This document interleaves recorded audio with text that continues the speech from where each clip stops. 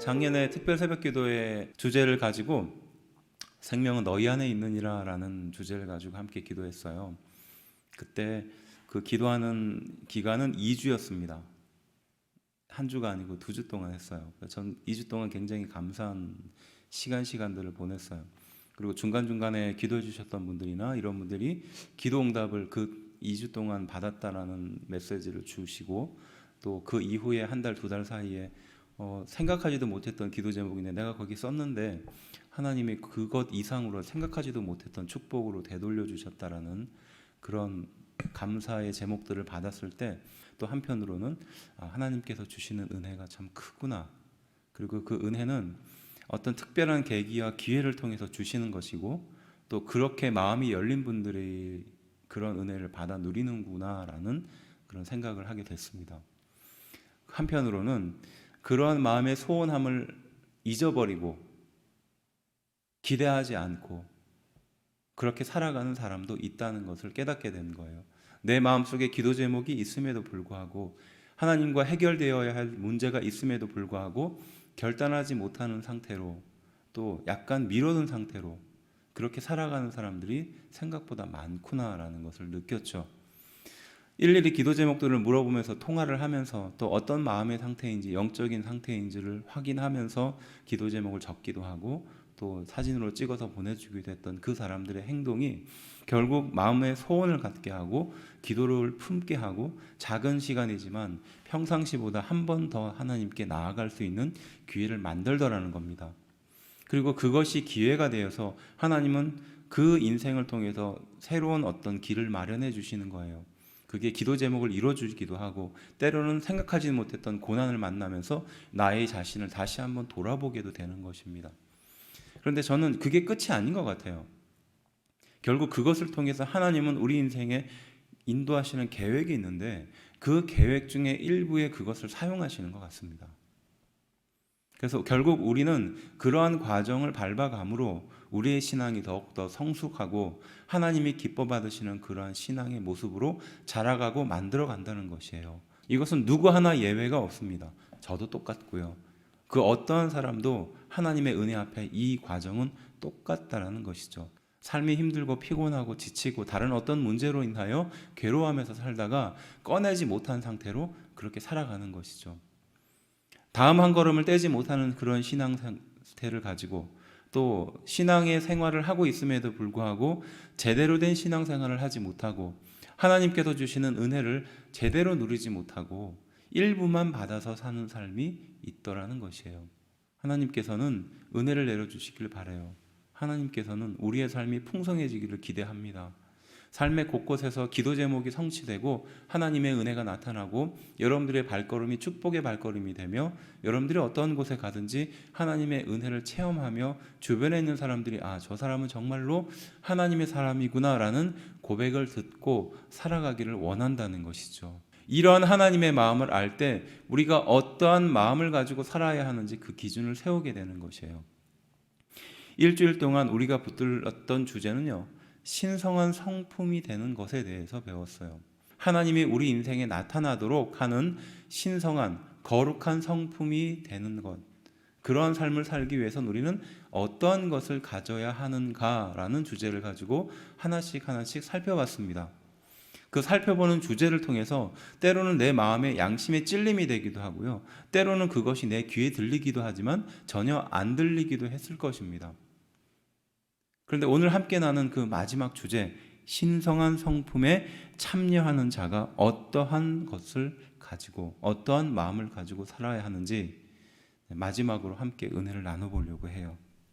신성한 성품이라는 것은 하나님의 성품이고요, 하나님의 은혜가 드러나는 인격이 나타나는 상태를 말하는 것입니다. 하나님의 백성의 상태죠. 또 그리스도인의 성품이기도 합니다. 우리는 성품에 대해서 이런 얘기를 하잖아요. 저 사람은 참 괜찮은 성품을 가졌어 라는 이야기를 하죠. 이 성품이라는 것은 그 사람이 어떤 일에 대한 어떤 반응이기도 해요. 그러니까 어떤 위기를 겪었다고 예를 들어 봅시다. 그러면 그 사람의 성품이 굉장히 온유한 사람이다, 아니면 굉장히 좀 이렇게 활동적인 사람이다라고 한다면 이 두 사람의 성품은 다르겠죠. 그렇지만 그리스도인의 성품이다라고 말한다면 어떤 의미가 될까요? 그리스도인이라면 그런 어려움을 만났을 때 그것을 어떻게 대하느냐, 일종의 성격인 거죠. 그래서 이것은 개인적인 성향과는 조금 다른 의미를 갖고 있는 거예요. 그래서 우리는 신앙적으로 봤을 때 열심을 갖고 매일매일 최선을 다하는 성품을 갖는 사람도 있어요. 또 어떤 사람은 좀 한 걸음 물러서서 좀 전력적으로 기획하고 준비해서 충분히 계획한 다음에 하는 사람도 있죠. 그런데 이 신성한 성품이라는 것은 그것과는 좀 다른 차원이라는 겁니다. 그리스도인이 하나님의 은혜의 성품을 닮아가서 삶의 어떠한 주요한 포인트를 만났을 때 자연스럽게 보여주는 한 행동과 모습이라는 거예요. 공통적으로 나타날 수 있는 성품이라는 것이에요. 예수님이라면 이런 상황에서 이렇게 했을 것이라는 겁니다. 예수님이라면 이런 어려움을 통해서 이렇게 극복해 갔다는 것이에요. 오늘은 이 신성한 성품이라는 것들을 하나씩 찾아볼 텐데 8가지를 이야기합니다. 첫 번째가 무엇이냐? 믿음에 대해서 이야기합니다. 신성한 성품에 참여하기 위한 첫 번째 단계는 믿음이다 라고 말합니다. 성품에 참여하기 위한 가장 기초적이며 가장 첫 시작을 봐도 믿음이라는 것을 통해서 시작한다는 거죠. 굉장히 중요한 거예요. 열심을 갖거나 무엇인가 쌓여가는 것이나 아니면 열정이나 이런 것이 아니라 신성한 성품에 참여하기 위한 첫 번째 단계로 믿음이라는 것을 제시하고 있죠. 보이지 않는 것을 믿는 것을 말하는 것입니다. 하지만 더 중요한 것은 하나님이 우리 인생 가운데 믿음이라는 것을 허락해 주셔야 우리는 그 믿음을 붙들고 믿음으로 나갈 수 있다는 것이에요. 곧 우리가 신앙을 갖게 되는 것은 내 능력이 아니라 하나님의 능력으로 시작되는 것이에요. 그러니까 믿어지게 되는 거니까 믿는 거죠. 그렇지 않습니까? 그렇지 않고서는 우리는 도저히 믿어지지가 않아요. 신뢰도 안 듭니다. 확신도 들지 않죠. 기도하면 낫는다는 것이 어떻게 믿어지게 되느냐고요. 도저히 과학으로는 우리의 상식으로는 설명될 수 없는 겁니다. 꿈을 꾸면 어떻게 이루어지느냐고요. 기도하면 어떻게 하나님이 그것을 채워주시느냐고요. 내 자녀를 위해서 꿈꾸고 기도하면 그 자녀가 기도대로 만들어진다는 것이 어찌 이게 과학적으로 또 이성적으로 가능한 일이냐고요. 하지만 하나님은 그러한 우리에게 믿음이라는 것을 허락해 주셨어요. 그래서 그 믿음을 붙들고 마치 보이지 않는 것을 보는 것처럼 확신하지 못하는 것을 확신하도록 우리에게 선물로 주셨다라고 말씀하고 계십니다. 눈에 보이지 않아요. 그리고 당장 계산이 안 됩니다. 도저히 인간적인 것으로 계산이 나오지 않아요. 하지만 하나님은 그러한 인생에게 믿음이라는 것을 주셨습니다. 우리에게 그것을 주신 줄로 믿습니다. 우리는 그래서 그 믿음을 붙들고 할 수 있으며 또 하나님이 이뤄가실 것을 믿고 확신하면서 가는 것이죠. 내가 믿으려는 것이 아니라 하나님이 나에게 믿음을 주시고 내가 그 믿음을 붙들겠다라는 마음이 필요하다는 것이죠. 첫 번째 단계는 믿음이에요. 그 다음은 무엇일까요? 덕입니다. 덕은요, 다른 말로 말하면 의로움입니다. 선한 행실을 행할 수 있을 만한 능력을 말하는 거예요. 우리가 어떤 거룩한 일을 결정하고 그 거룩한 일을 결정하고 난 이후에 행동하는 능력은요, 그냥 되는 것이 아니거든요. 왜냐하면 끊임없이 우리를 괴롭히고 우리의 생각을 180도 바꾸는 어떤 작은 인생의 사건들이 벌어지게 마련이거든요. 내가 이것을 하기로 결정했습니다. 그런데 그것을 결정함과 동시에 마음속의 후회나 그 반대에 우리를 넘어뜨리는 것들이 계속해서 우리를 괴롭힙니다. 그 진짜 그렇게 하는 게 맞아? 이런 것을 통해서 시험거리가 되죠. 그런데 맞아, 이것은 하나님이 기뻐하실 일이야 라고 마음을 먹고 그렇게 행동으로 옮기는 것은 결코 쉬운 것이 아니거든요. 선한 행실을 행할 수 있는 능력, 이것이 덕이고 의로움이다 라는 것이에요. 세 번째는 무엇일까요? 지식입니다. 하나님의 말씀에 대한 지식이죠. 이거는 감성과 이성을 포함하는 것이에요. 하나님의 말씀에 대한 지식이 없으면 하나님이 우리를 향하여 어떻게 지시하시는지에 대한 전혀 이해가 없는 겁니다. 그래서 이게 하나님의 뜻인지 하나님의 말씀인지 하나님의 계획인지 하나님이 기뻐하실 만한 것인지 분별을 하지 못하는 거죠. 그래서 윤리를 따라가거나 자신의 기준을 따라서 결정하는 경우가 많습니다. 하나님은 그래서 우리에게 말씀이라는 것을 주셨고 이 말씀을 읽고 하나님의 말씀으로 받아들임으로 능력이 생기는 것이죠. 그래서 결국은 우리 성도들에게 이 말씀은 글자가 아니라 능력입니다. 그래서 성도들이 이 말씀을 하나님의 말씀으로 믿고 하나님의 임재로 믿고 그 능력이 이 말씀을 통해서 함께 하신다는 것을 믿을 때 거기에서부터 능력이 나타나는 것이죠. 하나님에 대한 이해가 없이 어떻게 하나님을 따라갈 수 있겠느냐는 것이에요. 그래서 지식이 필요하죠. 그 다음은 무엇일까요? 절제입니다. 자제력이죠.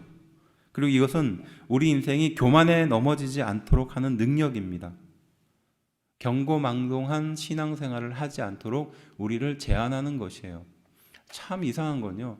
신앙생활이 오래되잖아요. 그러면 이상한 교만이 우리를 붙드는 것 같아요. 그리고요. 교육자가 되든 아니면 신앙생활을 오래 하든 직분을 받으면은요. 그것도 참 이상한 교만이 우리를 붙드는 것 같아요. 우리는 그것이 마치 어떤 계급인 것처럼 또 신앙의 연수가 주는 어떤 능력인 것처럼 오해하는 경우가 있어요. 교만에 넘어지지 않도록 우리는 매 순간 자제력이 필요한 겁니다.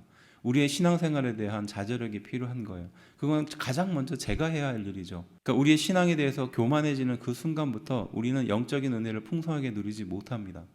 내가 이 정도 신앙생활 했는데, 내가 이 정도 기도했는데, 내가 이 정도 체험했는데 라고 말하면서 하나님께서 그 시간 주시는 은혜를 누리지 못하는 거죠.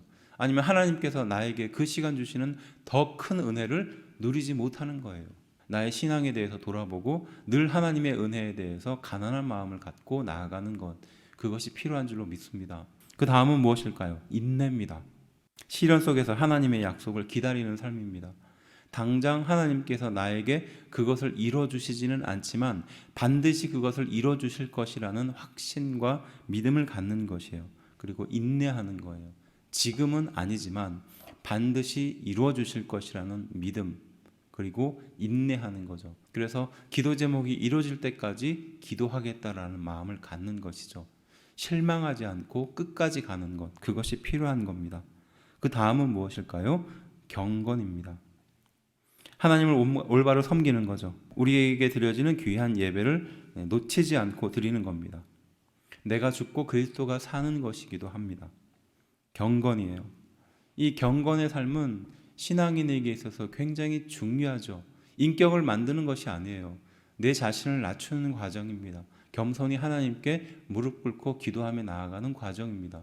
이 과정이 없으면 앞서 말했던 교만에 빠지기 쉽겠죠. 경건함이 온전히 이루어지지 못합니다. 겉으로는 경건하나 그의 심령으로는 경건하지 못하는 거죠. 마치 예수님 시대에 사람들 앞에서 존경을 받고 경건함의 대명사였던 그 사람들이 시장 한가운데서 팔을 벌리면서 긴 옷자락을 늘어뜨리면서 나는 경건하다라고 자랑했던 그 사람과 다르지 않다는 것이죠. 진실된 경건이 필요하다는 겁니다.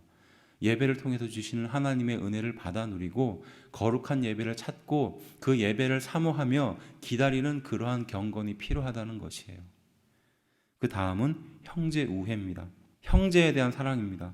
하나님의 백성에 대한 깊은 관심과 그들에 대한 관심을 말하는 것이에요. 내 친형제를 말하는 것이 아니라 그리스도인, 같은 그리스도인, 하나님의 거룩한 백성 사이에 그들을 향한 사랑을 말하는 것이죠. 형제 우애예요. 나와 함께 천국에 갈 그 사람에 대해서 형제의 마음을 갖는 것이죠. 그래서 우리는 직분으로 상대를 부르기 전에 형제 자매라고 부르잖아요. 한 가족이라는 것을 고백하는 것입니다. 그래서 형제 우애가 필요합니다. 마지막은 무엇일까요? 사랑입니다. 그리스도가 보여준 사랑이죠.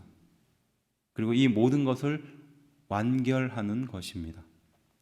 하나님을 사랑하고 내 이웃을 내 몸과 같이 사랑하라고 말하는 그 사랑이에요.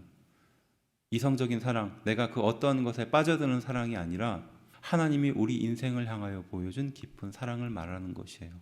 결국 믿음을 통해서, 덕을 통해서, 지식을 통해서, 절제를 통해서, 인내를 통해서, 경건함을 통해서, 형제 우애를 통해서 마지막으로 사랑으로 귀결된다는 것이에요. 이것이 신성한 성품에 참여하는 자의 요건들입니다. 8절과 9절은 우리에게 이렇게 말합니다. 이런 것이 너희에게 있어 흡족한즉 너희로 우리 주 예수 그리스도를 알기에 게으르지 않고 열매 없는 자가 되지 않게 하려니와 이런 것이 없는 자는 맹인이라 원리 보지 못하고 그의 옛 죄가 깨끗하게 된 것을 잊었느니라. 네, 우리가 부정해야 될 사람, 신성한 성품에 반대되는 사람의 그 길은요, 첫 번째는 예수님을 알기에 게으른 자입니다. 하나님을 알고 하나님을 깨닫고 하나님에 대해서 이해하는 것에 대해서 게으른 자예요. 하나님의 말씀을 배워가고 내 자신을 계속 깨트리고 계속 예수님의 인격에 대해서, 예수님의 삶에 대해서, 예수님의 그 모습에 대해서 궁금해하고 알아가는 자, 그렇지만 그와 반대되는, 그렇지 않고 게으른 자가 되지 않아야 한다는 것입니다. 두 번째는 열매 없는 자예요. 그리스도인으로 살아가면서 가장 가슴 아픈 일이 무엇인지 아세요? 네, 신앙생활을 20년, 30년 했음에도 불구하고 감격이 없는 거예요. 은혜가 없는 거예요. 하나님의 임하심에 대한 확신이 없는 겁니다. 자신의 몸 하나 이겨내지 못하고, 아니면 자신의 어떤 마음 하나 이겨내지 못하고, 자신의 그 현재의 상황 하나 이겨내지 못하는 상태로 주저앉아 있고, 또 그렇게 앉아 있는 상태를 말하는 것입니다. 그리고 하나님께서 주시는 귀한 열매가 있음에도 누리지 못하고 받아 누리지 못하는 삶을 사는 거죠. 열매 없는 삶을 말하는 겁니다. 마지막으로는 맹인과 같은 자입니다. 내 눈앞에 하나님께서 보여주시는 길이 있음에도 불구하고 멀리 보지 못하고 내 눈앞에 있는 것에 매달려 있는 상태죠. 눈을 뜨고 보고 있음에도 불구하고 멀리 보지 못하고 하나님께서 주시는 그 큰 은혜를 바라보지 못하고 당장 내 눈앞에 있는 것에 좌우되고 움직이는 사람이에요. 그 사람을 맹인이라고 표현합니다. 그래서 과거의 죄, 우리의 과거의 상태에 매달려 사는 거예요. 내 과거의 습관에 매달려 사는 겁니다. 예수님을 알기에 게으른 자, 열매 없는 자, 맹인, 바로 이런 사람이 되지 말아야 하는 것이죠. 결국 우리는 10절과 11절을 통해서 이것을 확인하게 됩니다. 부르심과 택하심을 굳게 하라라는 것이에요. 부르심과 택하심을 굳게 하라는 것이에요. 하나님이 나를 불러주시고 하나님의 나를 택해 주심이 여기까지 인도해 주셨다는 그 사실을 굳게 하라는 것이에요. 굳건하게 세우라는 것이에요. 반석 위에 세우라는 것입니다. 베드로가 자신의 이름처럼 반석 위에 하나님의 신앙을 세웠듯이, 그 어려운 과정을 통해서 다시 한번 회복되었듯이 하나님이 나를 불러주시고 하나님이 나를 여기까지 인도해 주신 사실에 대해서 굳게 세우라는 것이에요. 그리고 두 번째는 행하라라는 것이에요. 행하라. 이 행함을 통해서 우리는 실족하지 않으며 영원한 자리에 넉넉하게 들어가게 된다는 것이에요. 우리가 듣고 우리가 생각하고 우리가 이해한 모든 신앙의 유산들을 행하지 않고 마음에만 담아두면 내가 어딘가 많이 들어봤는데 내가 무엇인가 할 수 있을 것 같은데 수준이에요. 하지만 행해보면 바로 거기에서부터 능력이 나타나는 줄로 믿습니다. 내 기도 제목을 붙들고 하나님께 간절히 매달려 보십시오.